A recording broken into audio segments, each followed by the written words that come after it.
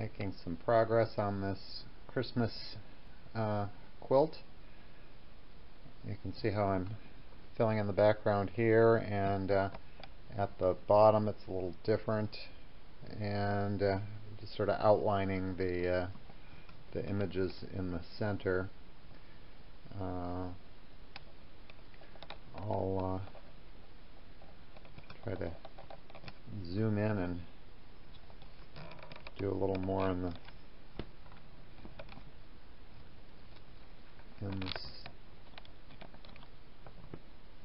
Do a little more quilting there, if I can get it to work.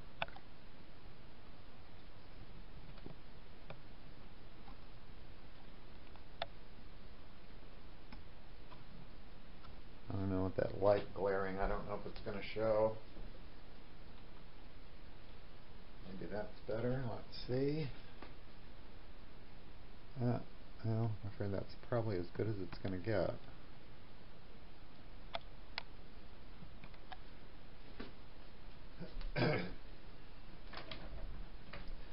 So anyway,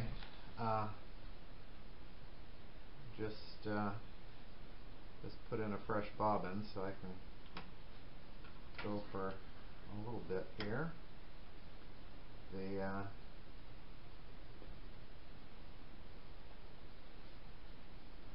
The basic quilting just all around the parts there is really the easy part. This filling in the background, of course, it's not hard, it's just rather time consuming. And the temptation is to try and zoom through it really fast, and that doesn't do great things for the way the stitches look. So trying to keep that in mind and keep myself at a reasonable speed.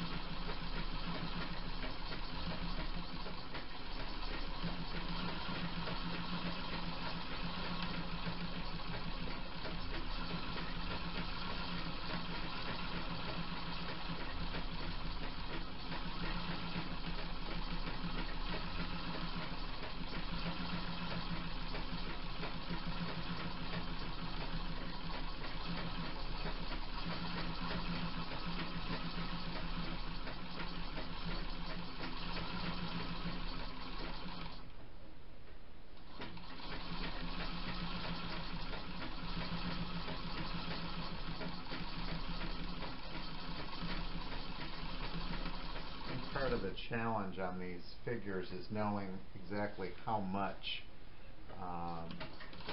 of the detail to try and quilt into it, and I'm still kind of not feeling that I've really got it figured out exactly how much I should or not, but the nice thing about that is I can always go back and add more if it feels like it needs it.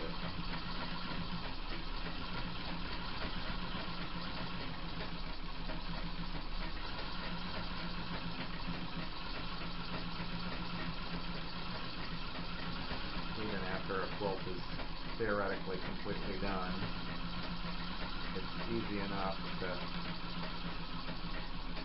go back and put more in.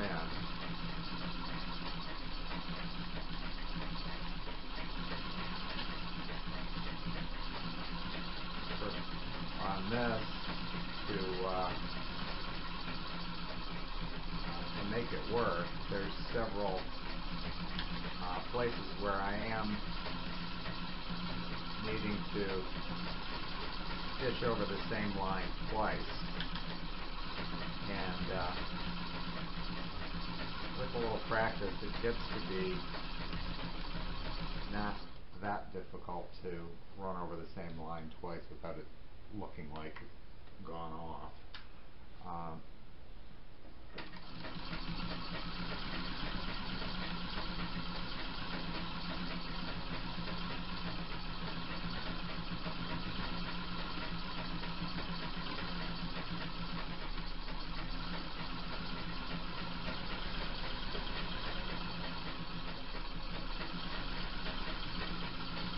Do a straight line between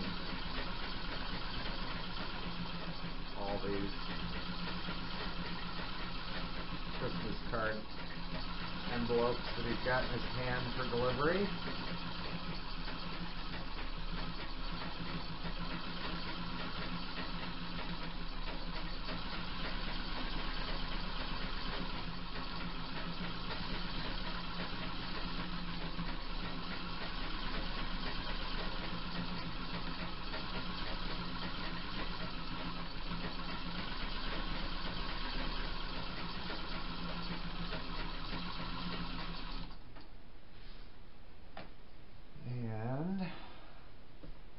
I'll start working my way back the other direction to do the fill work.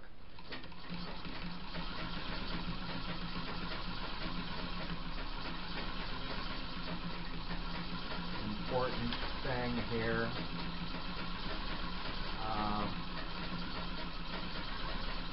this on this quilt, and you may not be able to tell from looking here, I started quilting at the edge, and I worked at this edge. So I started working my way over. After I got to the middle, I flipped the whole quilt around, and now I'm starting in the center and working out to the edge. That way any problems that are in the quilt get pushed out, so there's no, I'm not going to get any puckers or bunches in it. I pin basted, and I'm just taking those pins out as I go.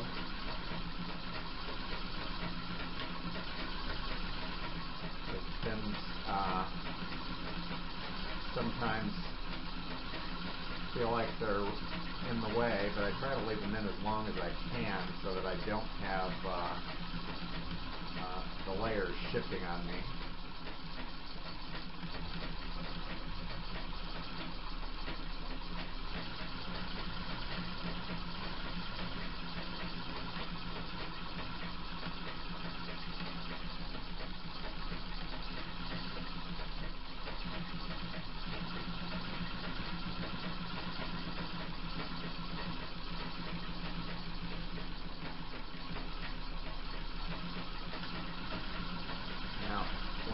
When I need to move around, I'm just doing some of the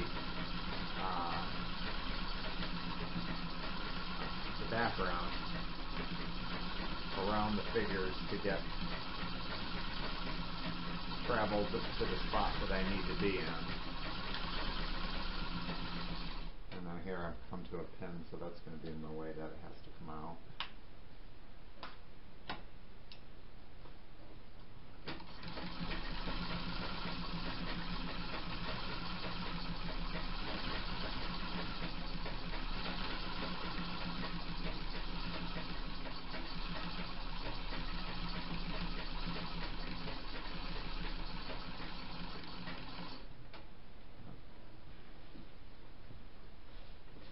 I'm going to go back and try to fill all this in and then start working back up again.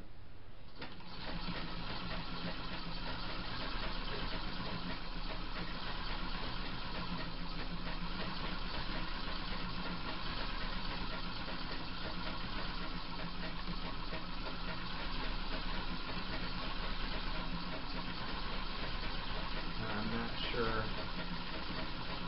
if any of this is going to show very well because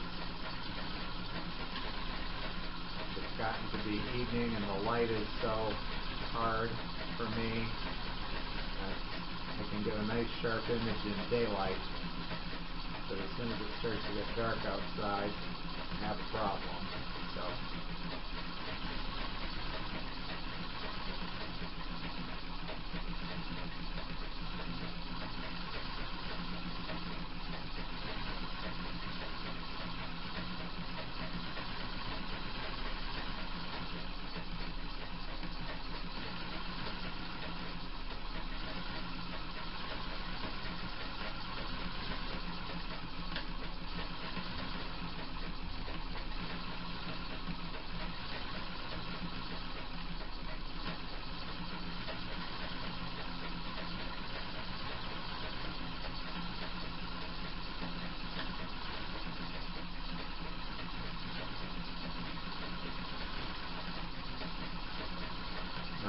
us quilters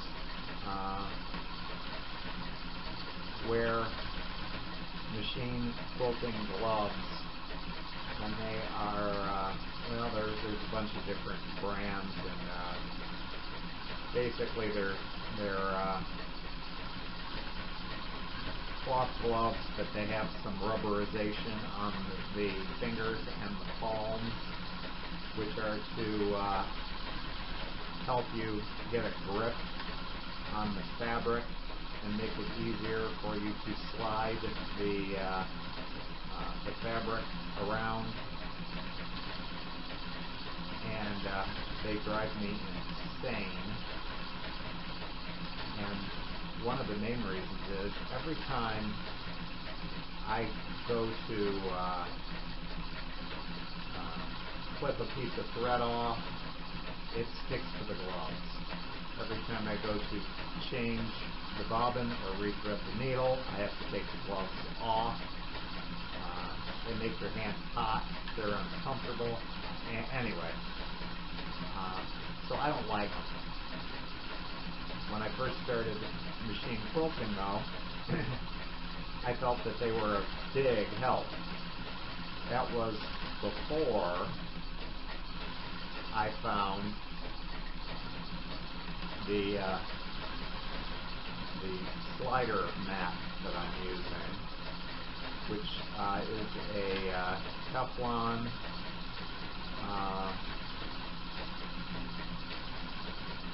sheet that goes over the bed of your machine and makes the quilt sort of slide easily across the surface. So when I use that, I don't need quilting gloves. Now, they're not cheap. $25, $30 or more I've seen them for, but worth every penny.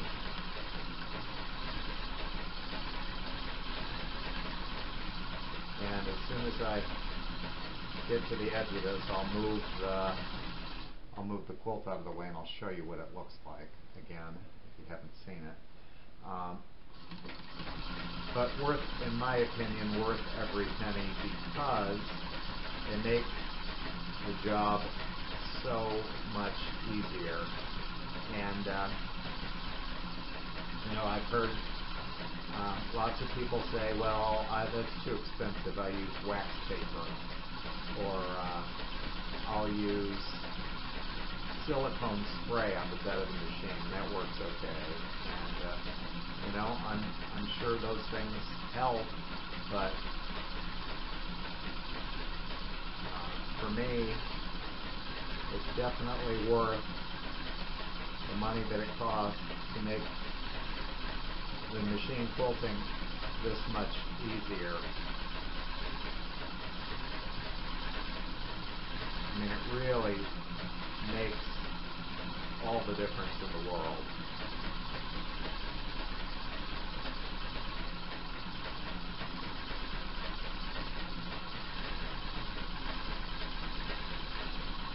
Again, this is a treadle machine.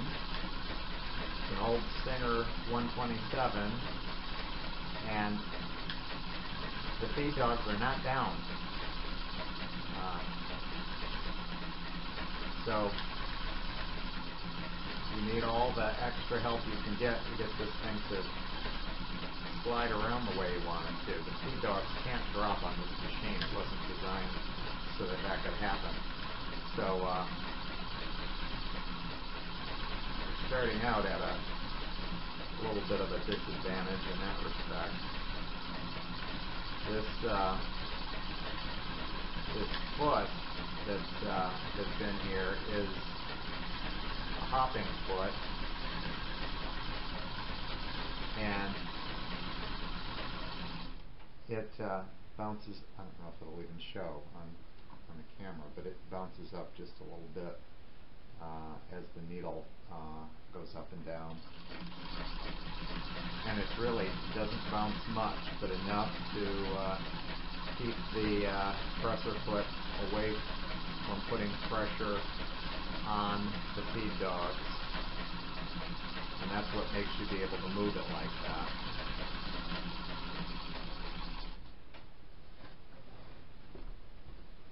So now the last thing I'm going to do is come back and do this green border, and I'm not sure what I'm going to do with that yet, so I'm just stopping at this red,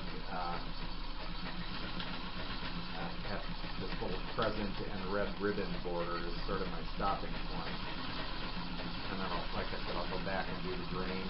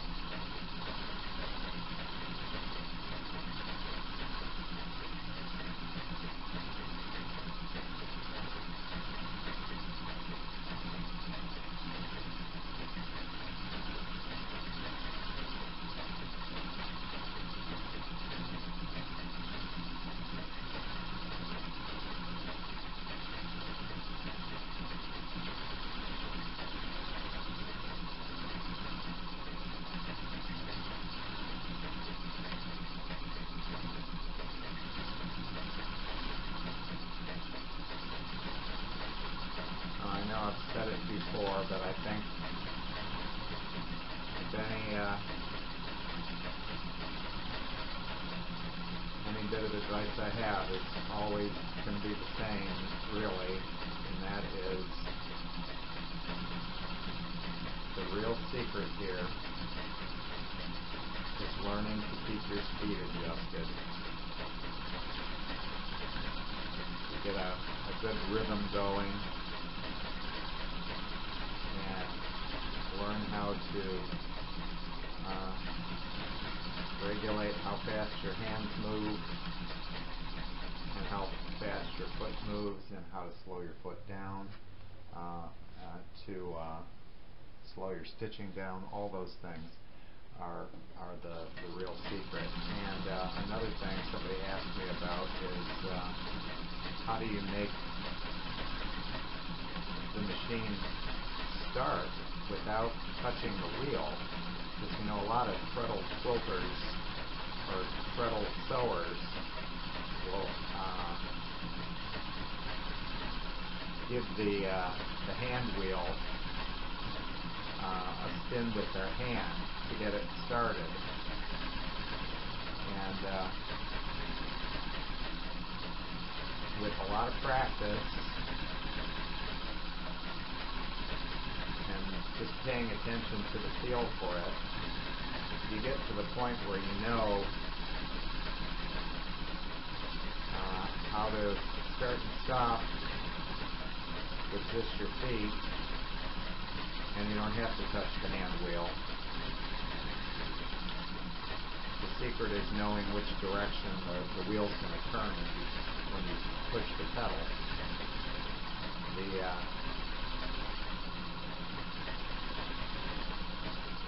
If you push it the wrong way, in the wrong sequence, the machine can start running. The wheel will start turning the wrong direction, and these machines won't run backwards. It's only a one-way deal. So you kind of learn to get that situation under control, and there. That's what I was waiting for. I ran out of bobbin. And so now I can show you the slider mat. So there it is. Let me Yeah, you can see it. So it's got a slightly tacky side that keeps it from sliding around, and it doesn't do any harm to the bed of the machine or anything, but it just kind of sticks in place, and it covers up these hinges that can cause an impeding mark, and the edge of the machine, you know, that bump there is all smoothed over. Makes a big difference. It's time to change the bobbin. So here is the bobbin case, and this is what a bobbin looks like. This particular, I don't know if you can see that. You see that groove? The bobbin should, I got to get the thread unwinding the right direction. It should be coming forward. Goes into the case. This thread goes down that groove, and then when it gets to the bottom, you're going to pull it back up, and it goes back up like that. So now as the machine runs, the bobbin pulls out like that. So that point there is what goes in the goes back in the bobbin carrier there, and it flies back and forth, and as the needle goes down, that point goes right up behind that needle, and that's what causes the machine to make a stitch. So that's the important part. So anyway, it goes in, and give it a little turn to bring the bobbin thread up. Close that plate. This one is just an access point, so you can see the whole arc of the bobbin there.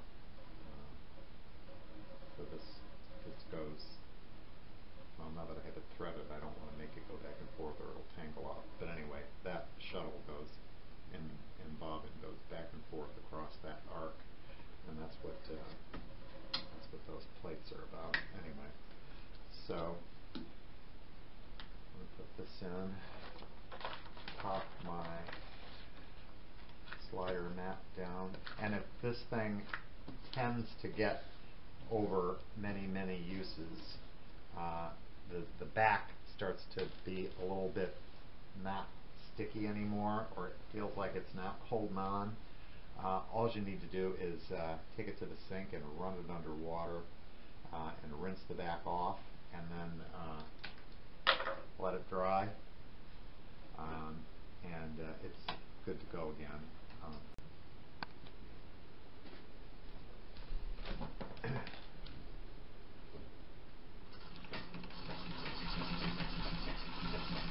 So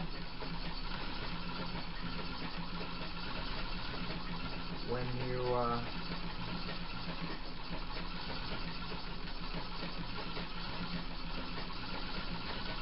do these sort of pebble background, a good deal of, at least the way I do it, a good deal of your stitching is going to be going over previous stitching. And what I'm mostly always trying to do as I go around these little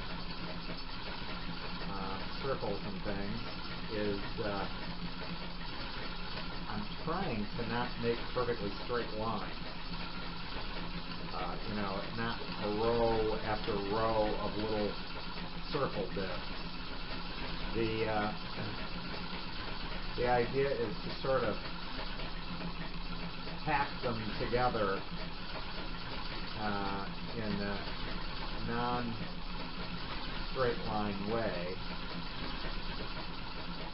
You know, if you made them all in straight lines, there'd never be there'd be a lot of space between them, and what you want to do is kind of stagger them and fill the little spaces in. And anyway, that's my way to do it. I have long since given up the idea that there's a right way and a wrong way to do everything.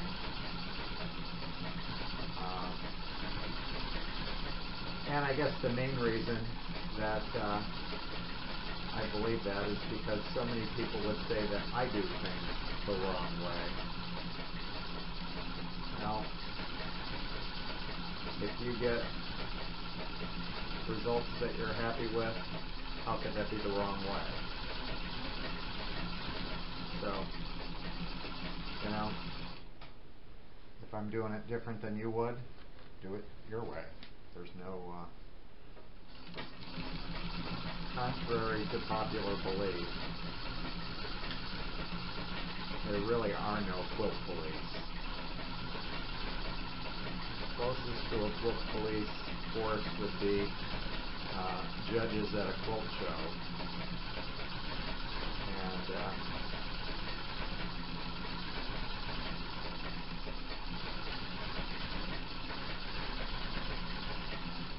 if you're not into that kind of pressure of having your work judged, there's nothing wrong with that. Just let it be something you do to enjoy, and don't put the pressure on it, having it judged.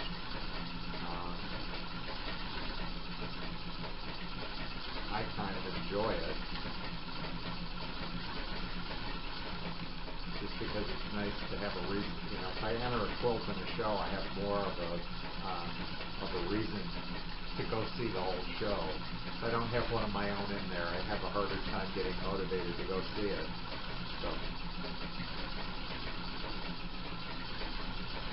and it is fun to have your work get some exposure. Anyway, the only time there's a quilt police is sort of police is at the quilt show when they're judging the quilts. Other than that, you're allowed to do whatever you want.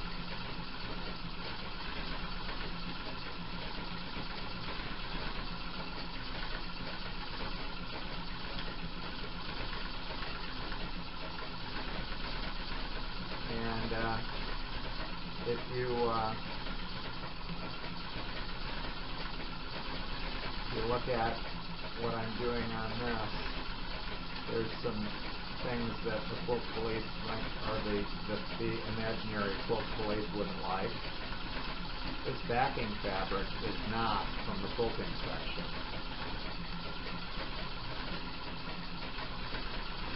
This was some fabric that I found at the fabric store, but intended to be apparel fabric, not quilting fabric. It's got a much different texture than quilting cotton. It's a looser weave, and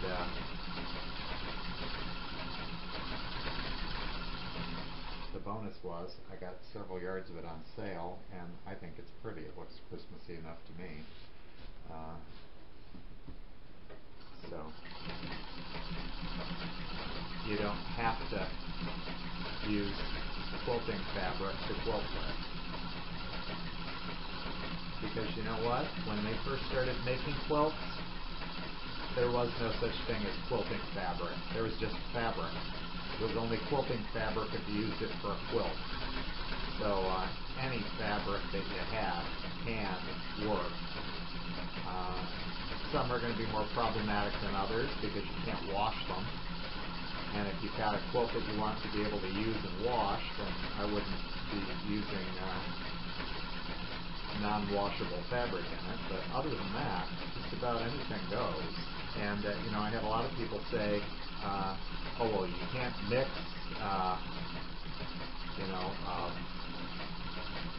polyester fabric with 100% or a cotton poly blend with 100% cotton." Sure you can. It's not going to hurt anything. I do it a lot.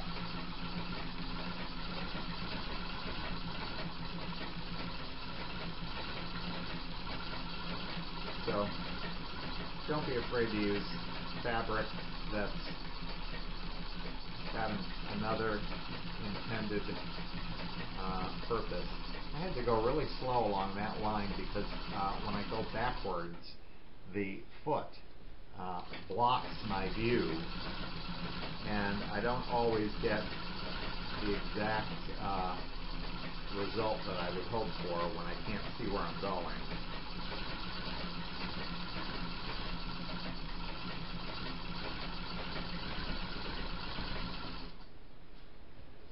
So again, I'll have to make a decision at some point whether to come back in here and add some more detail to those to the clothing or not. I'm trying, as I do the around their faces, I'm trying not to get too close and sew on top of their face. I'm trying to sew just around the edge so that it doesn't create any real facial distortion.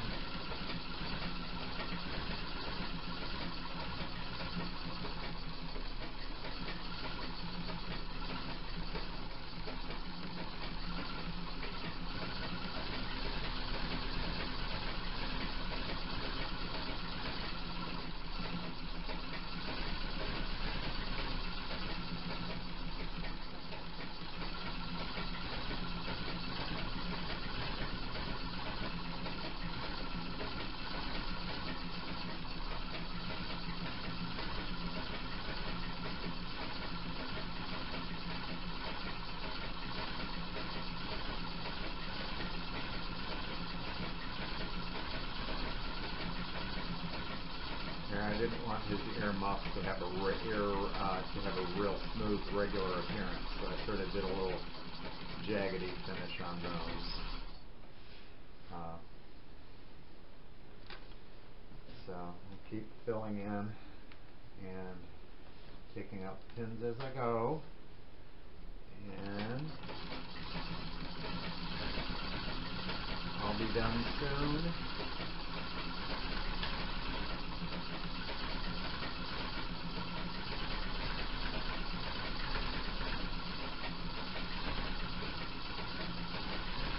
You may be a little more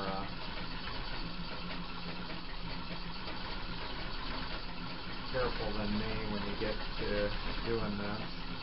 I tend to start going really fast, and some overlapping things start to happen. And even though I started out careful, I might get a little bit too far into the next section, and I got a little bit right there that I didn't want. But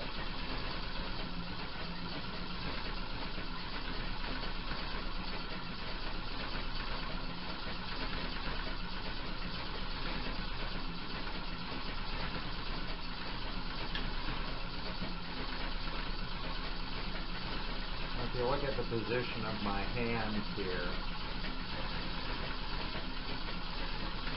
this is the positioning that works the best for me,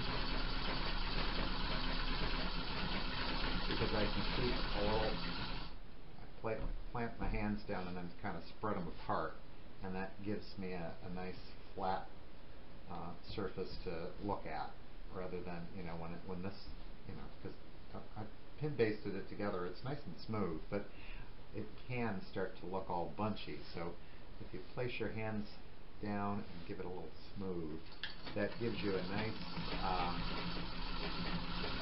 area to work on. And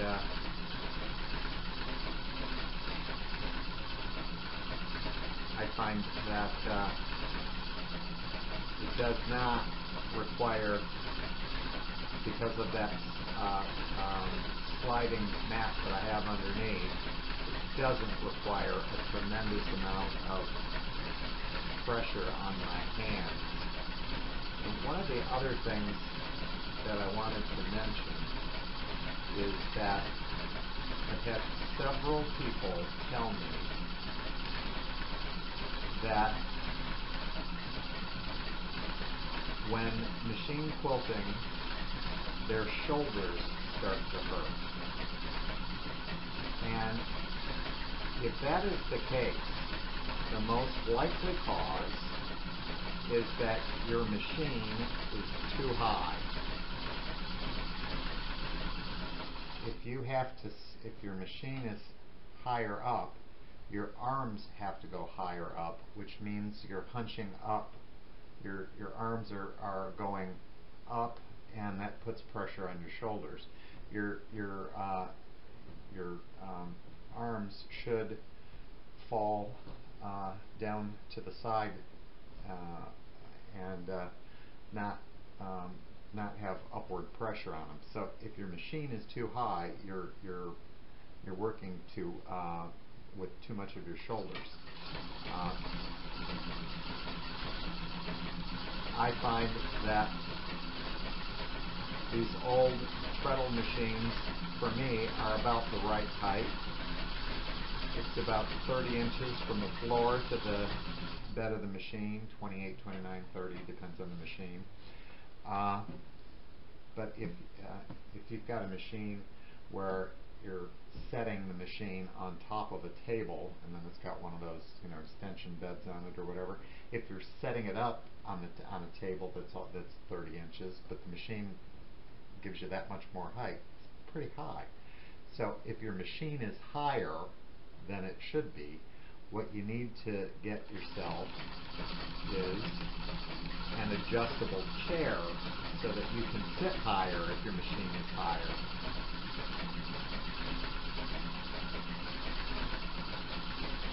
So anyway, I think the correct machine height in combination with the correct chair height makes a big difference in how your body feels after a couple hours of quilting. So think about that when you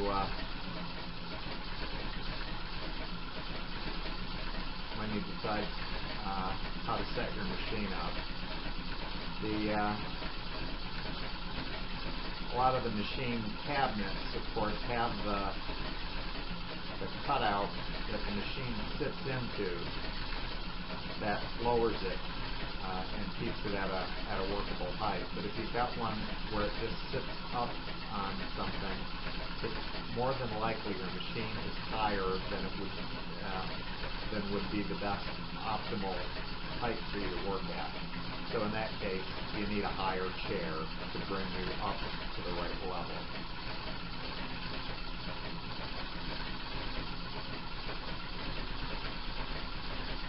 And of course, that's pretty much going to be different for every person depending on how big you are. But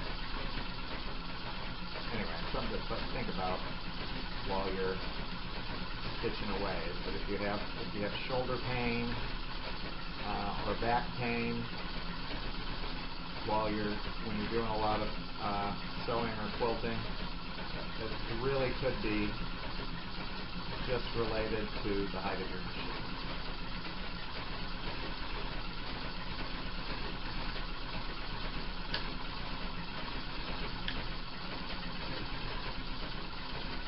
I'm usually good for 2, 3, 4 hours at a time on machine quilting before I really feel like I need to take a break. But it depends on the piece, how intricate it is. This is nothing. I don't have to pay a lot of attention to what I'm doing. It's just a lot of filling in.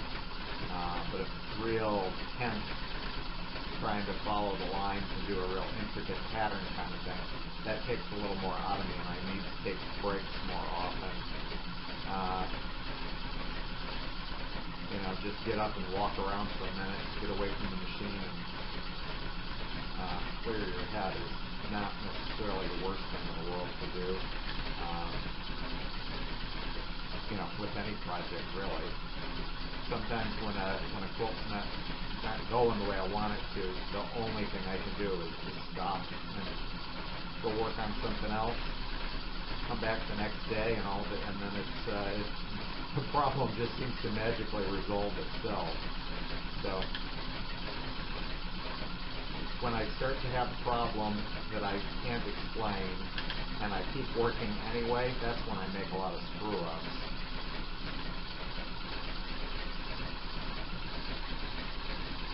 Now I've had occasions when the stitches aren't looking right and I just keep going anyway, and then I end up with so much that I have to tear out, and there's just nothing that I hate more than having to tear quilting stitches out.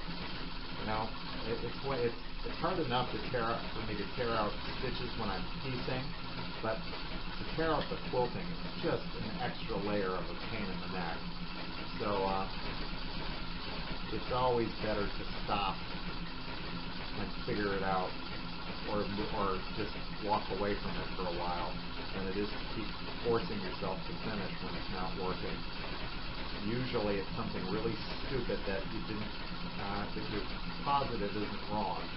For me, it's usually something as dumb as I've got the machine threaded wrong, or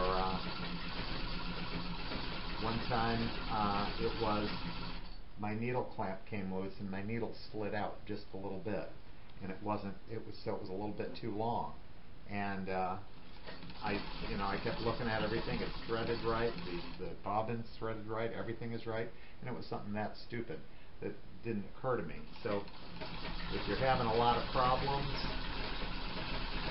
or not a lot, if you're having any problems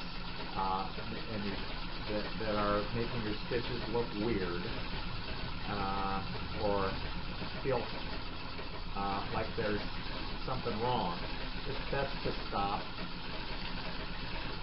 rather than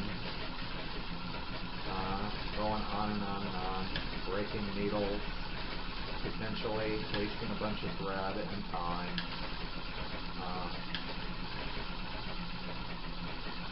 Unless you're in a race, quilting should be relaxing, and if it's causing you stress, then it's going to show up in your quilt.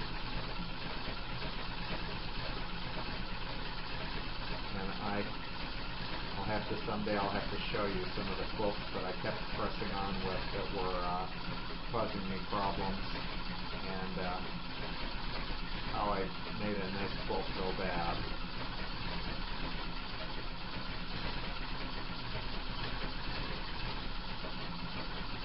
So anyway, on the home stretch, and my big concern is running out of thread, because I'm nearing the end on my white thread, and I don't want to run out and have to go to the store, but if I do,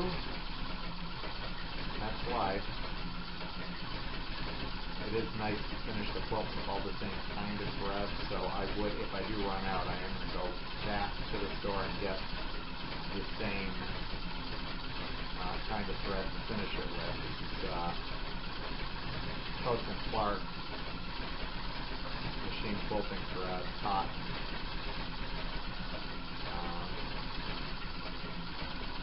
I think it's nice to be consistent throughout, so I wouldn't. Ran out of bobbin, so and I can tell there. So anyway, based on how much is still on the cone, I think I'm going to have enough. So I will. I'll come back and show you the finished quilt, and probably, well, I should be able to have it done tomorrow.